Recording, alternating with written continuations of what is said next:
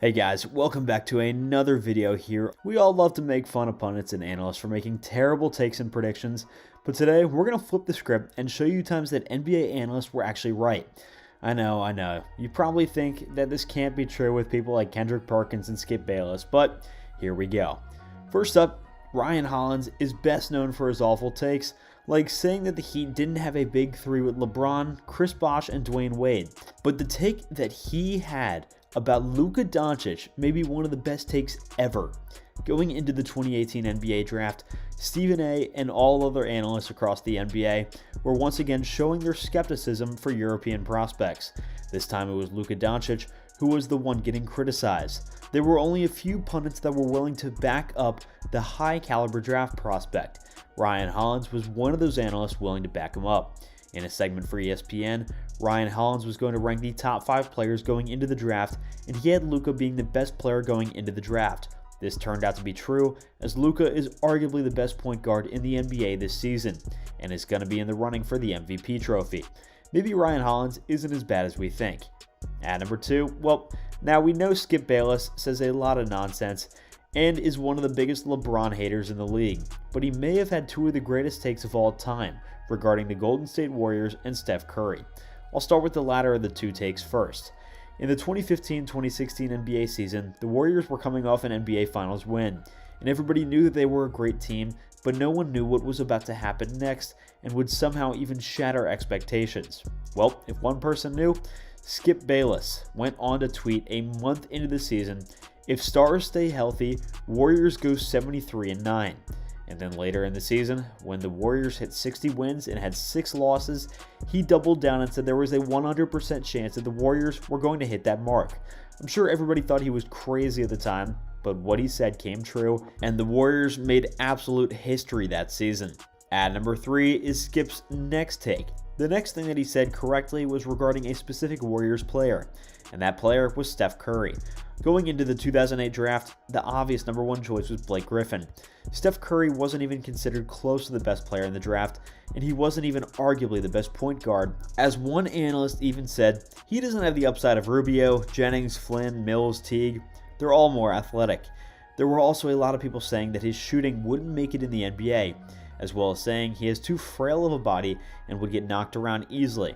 This didn't stop Skip Bayless from taking one of the greatest takes of all time, as he tweeted, quote unquote, "Like Blake Griffin, don't love him.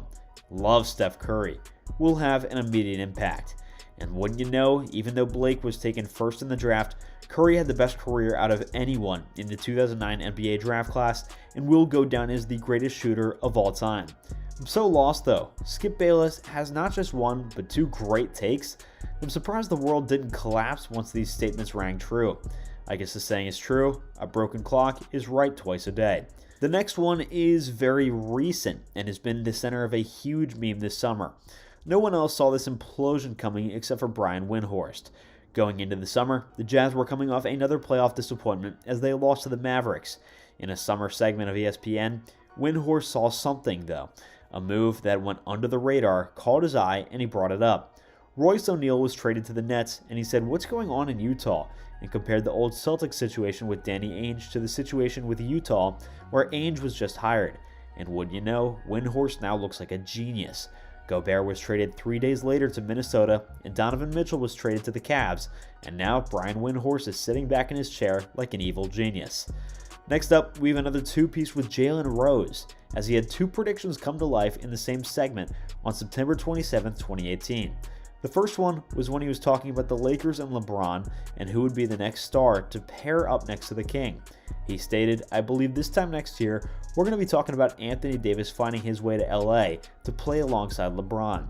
This was wild at the time, and AD was still under contract for at least another few seasons with the Pelicans. Now, for his next prediction, it might have been even crazier.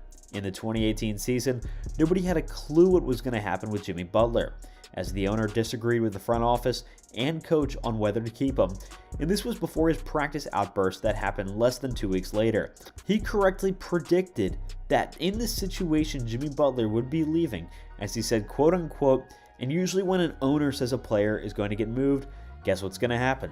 That player's eventually going to get moved." That's just part 1, where he predicted that he's going to be moved. Then he predicted the situation where he would get traded to a team that he didn't want to. As he said, quote unquote, with him not controlling his own destiny, he may be in a position like Kawhi Leonard or a Paul George, where they trade him to a team that he necessarily didn't want to go to initially. And guess what? The T-Wolves traded Butler to the Sixers, where things really didn't run too smoothly for him there as well. And there's the part where Rose predicted that he'd be on the Heat. As for the last quote, he said, he's a Riley guy. He's an Eric Spoelstra guy. He gives them toughness. He gives them versatility. This just completed the trifecta. He correctly predicted that he would get traded, where he was going to go, and where he would end up in the end. If I can go back in time to that day, I would ask Jalen Rose for lottery tickets.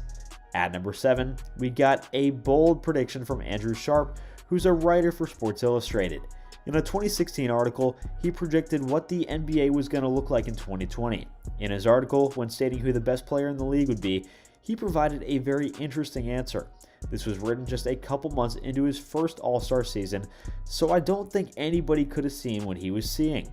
He wrote Giannis Antetokounmpo putting up 27, 12, and 8 every night. It's ridiculous.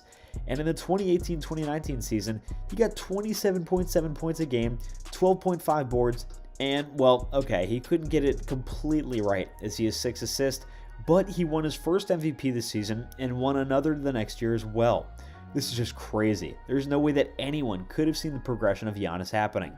I probably would have looked at someone crazy if somebody told me that Giannis was going to be the best player in the NBA at some point in 2016. Next up, we gotta have Max Kellerman with the take of his life. For the 2019 NBA Finals, there was some doubt with KD being hurt and rumors that he might leave in the offseason, but everyone still thought the Warriors were going to win the series against the Raptors. But Kellerman didn't think so, and he said in a first take segment right before the finals, quote unquote, the Toronto Raptors will be NBA champions. This take ended up being correct as Kawhi led the Toronto Raptors to earn the Larry O'Brien trophy. Lastly, Charles Barkley made one of his famous guarantees. On April 22, 2021, he predicted that the Milwaukee Bucks were going to make it to the finals. And guess what the Bucks did? They won the NBA Finals. The crazy thing that happened though was the amount of times that he doubled down on this take. In the Eastern Conference semis against the Nets, during the halftime report against the Nets, he doubled down and said he believes the Bucks are going to win the chip. And he did it again in the Crew's final show. After the Bucks' Eastern Conference Finals Game 6 series clinching win against the Hawks, right after the game, he said the Bucks were going to win the series. He never once backed down from that take and was absolutely right that the Bucks were going to win the finals. He may not be right all the time, but he was right this time. Well guys, that's going to do it for today's video, so thank you all so much for tuning in. Be sure to smash that like button, subscribe to our channel, and hit that bell icon for more content just like this. We'll see you all in the next one.